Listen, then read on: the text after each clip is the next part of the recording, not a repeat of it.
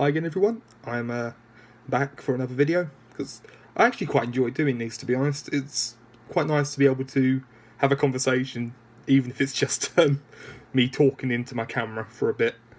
If you don't know me, I'm Luke. Hi. I'm fairly new to this whole video thing, and I think it probably shows, but I'm going to keep going with it for now. Yeah, I'll keep going with it for now. So, I've been thinking about things to talk about, because I'm not exactly the planning sort. If you know me, you probably know that. I'm more, this looks good, let's do this for a bit, as opposed to sit down and plan out what I want to talk about, or what I want to do, or anything like that. Live in the moment sort of thing. But there's something that's really stood out to me today, and it's quite important to me.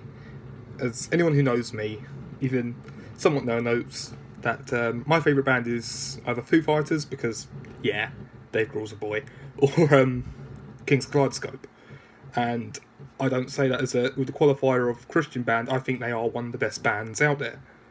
I think they've got their own sound. I think they've got the lyrics to go with it, and it's so rare, or at least for me, to not be jaded by the amount of Christian songs that somewhat sound the same. It's like, as someone once put to me, and it's something I kind of love to judge most music by, is if we are people of a creative God, why do we do the same sort of songs? And that's not every sort of song. There are some brilliant ones that are congregational, but for me, King's Kaleidoscope really nail what it is to be a creative presence for God. And that, you can go through any of their albums to find that. My personal favourite is either Zeal or Beyond Control. Beyond Control is really good. So is Zeal, actually, obviously. As I said, it's one of my favourites. So. And this one isn't actually from either of those, so that was a bit of a tangent, like I do. If you know me, you know I like my tangents. And today is actually a quote from a song that I really like, and I think it's something that I'd love to see more in, not just in churches, because I think it's one of those songs that can work, even if you just take out the bridge. I think that can really work as a sort of reflective piece. And what I want to talk about is the first line of that bridge, which is, "None of this is wasted." And I think that's really important for not just us during this corona thing, but just to remember when we're struggling, None of this is wasted. And the pain you're feeling, nothing you're going to go through, nothing you've been through is wasted. It's not. It hurts, and you don't have to tell me about heartbreak, I get it. I'm not going to sit here and act like I'm some, perfect Christian who's never had a bad thing go wrong in his life, because that's not true.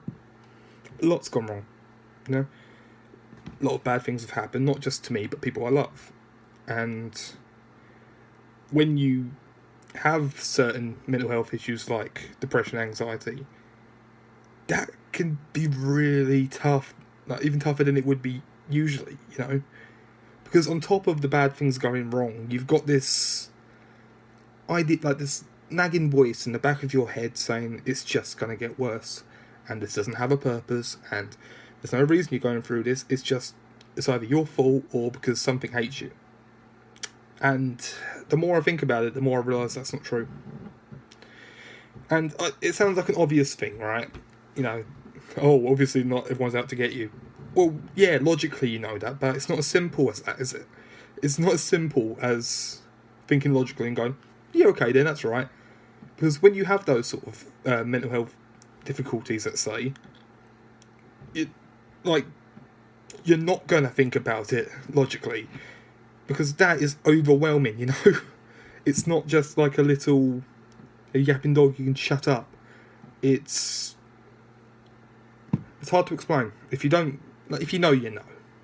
And I'm sure there are plenty of people or some people that have been through these sort of issues and have these sort of difficulties, because it's fairly common, isn't it? It's just, it's part of life, unfortunately. And this is why this sentence is so important to me, that none of this is wasted. And the heartache you've gone through and the pain you're going through is wasted. It has a purpose. And I can't tell you what that purpose is yet, because I don't know yet either.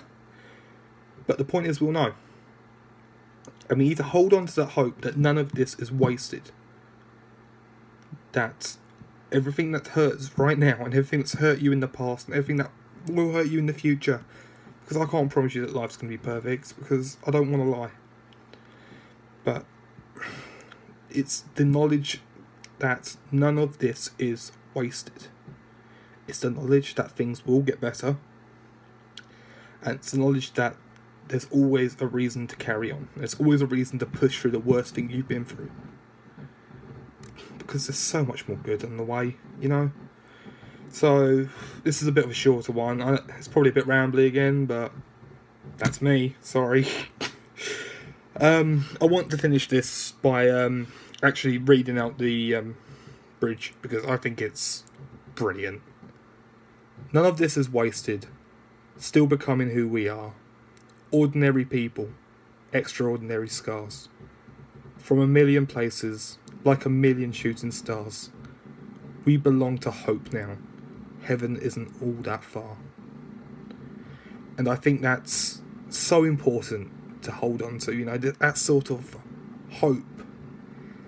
That's understanding that we belong to hope now. You know, that there is so much more good on the way.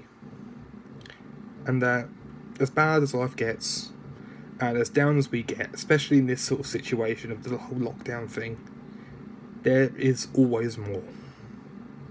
None of this is wasted. So, I hope that's helped. It's just something that stuck out to me quite a bit. So, I thought I'd talk about it. If you've got anything you want me to, you know, think about and talk about, because I'm not exactly original. I'm more than willing to listen, so just drop me a message or something, or leave a comment in the comment bit down there somewhere. Yeah, thank you for watching again. Hopefully I'm not, you know, too long-winded or whatever. But, yeah, thank you, God bless.